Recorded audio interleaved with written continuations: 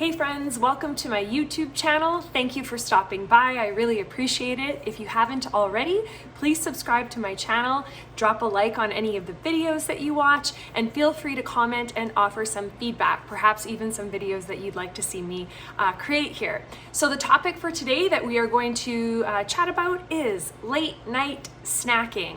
Again, this is something that comes up often when I start with clients. They're really concerned about the late night eating.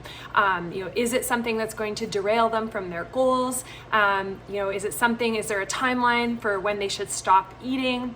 So let's break it down. First, is it really a problem? So this is really important to establish.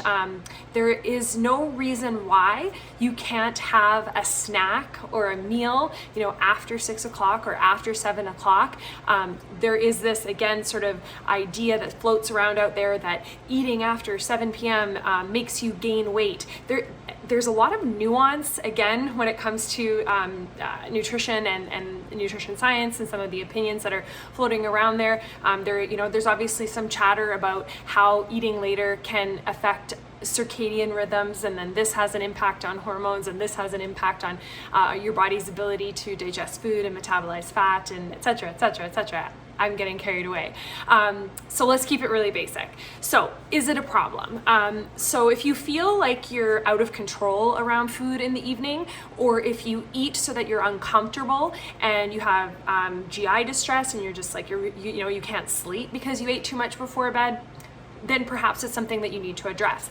So we'll backtrack and we'll figure out, are you eating enough during the day? Are you restricting your food so much that when the evening comes, you have inhibition around food? You're just really trying to make up for the calories that you missed throughout the day. People might be restricting their calories because they are dieting, so they're trying to lose body fat. So things to look at would be, are you too restricted? Have you been too harsh with the deficit that you've created for yourself? You might need to add some calories back in so that you don't have this tendency to just not feel like you're in control around food in the evening when you're just really, really hungry.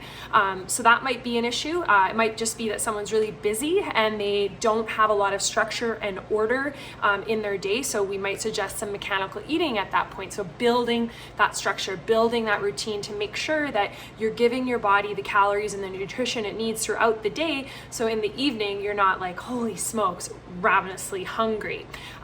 So that would lead to that final point where you're probably going to make better decisions if you feel a little bit more satisfied and you feel like you have some energy because you've been eating balanced meals and snacks throughout the day, as opposed to going home, it's 8 o'clock, the kids go to bed, or you finally get to slow down and you are ravenous. And that's when we can start making those choices for those really accessible foods. And so the question is, do we need to not have those foods in the house? Is it something that maybe, for a while we put the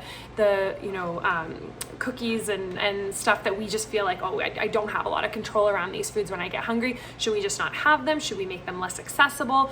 Or should we just tweak our schedule so that, sure, we have access to them, but we feel like we're in more control and we can make better decisions? So in conclusion, there isn't really an issue with eating later at night. I love a before bedtime snack. I find it helps me sleep really well. It gets me up in the morning feeling kind of a little bit more energized. If I want to have a morning workout, I can do that. So you really just need to decide if is it a problem? Is it something that actually needs to be addressed? And then backtrack and figure out what processes do you need to put in place? What healthy habits can help you make better decisions in the evening if you do want to have some of those late night snacks? I've got some more videos coming up. We're doing one a day for the month of February. So I'll be touching on some movement in my next video. We'll be talking about great ways to warm up.